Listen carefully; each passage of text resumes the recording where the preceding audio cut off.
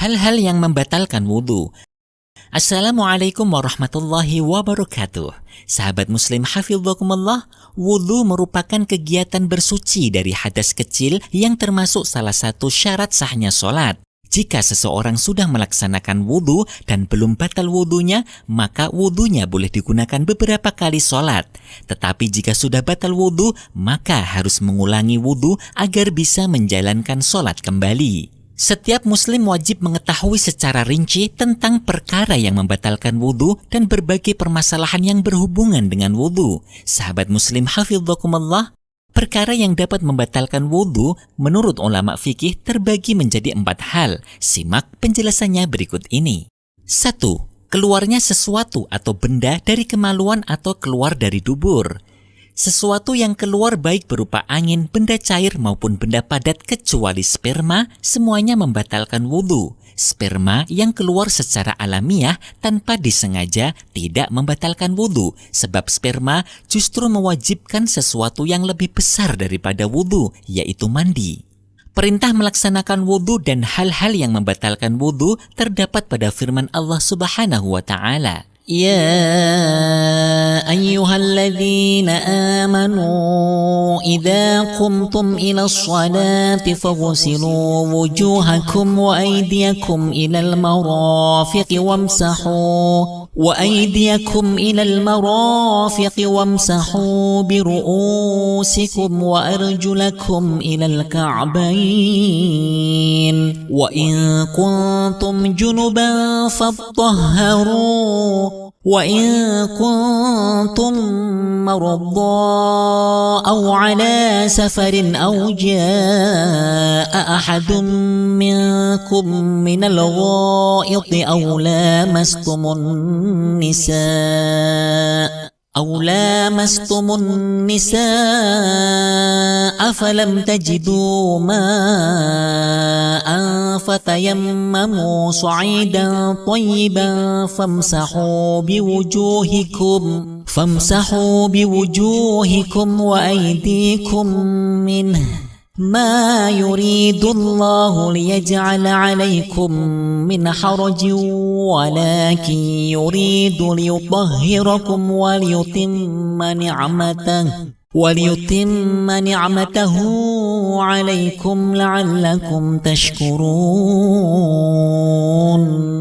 Artinya, wahai orang-orang yang beriman, apabila kamu hendak melaksanakan sholat, maka basuhlah wajahmu dan tanganmu sampai ke siku. Dan sapulah kepalamu dan basuh kedua kakimu sampai ke kedua mata kaki. Jika kamu junub, maka mandilah. Dan jika kamu sakit atau dalam perjalanan atau kembali dari tempat buang air, kakus, atau menyentuh perempuan, maka jika kamu tidak memperoleh air, maka bertayamumlah dengan debu yang suci. Usaplah wajahmu dan tanganmu dengan debu itu. Allah tidak ingin menyulitkan kamu, tetapi Dia hendak membersihkan kamu dan menyempurnakan nikmat-Nya bagimu, agar kamu bersyukur. Al-Quran, Surah Al-Ma'idah ayat 6. Potongan ayat auja ahadum minkum minal ghaiti yang berarti atau kembali dari tempat buang air kakus menjelaskan ketika seseorang buang air kencing atau berak, maka wudhu yang telah dilakukan sebelumnya menjadi batal.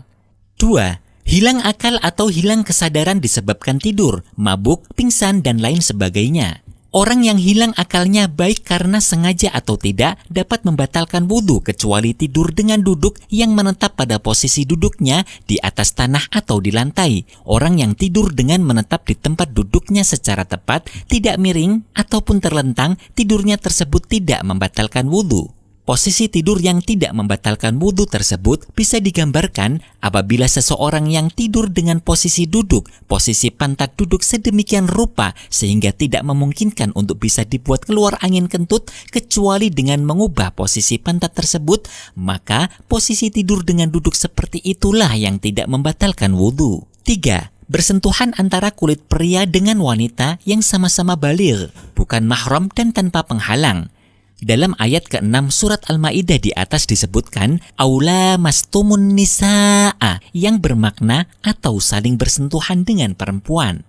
Potongan ayat ini menunjukkan bersentuhan dengan wanita yang bukan mahram tanpa penghalang dapat membatalkan wudhu. Begitu pula menyentuh mayit. Wudhunya orang yang menyentuh mayit menjadi batal. Namun mayit yang sudah disucikan tidak ikut batal karena ia tidak mendapatkan tuntutan syariat. Perlu diketahui, bersentuhan dengan mahram yang dimaksud sehingga tidak membatalkan wudhu adalah bersentuhan dengan orang yang haram dinikah menurut ketentuan syara.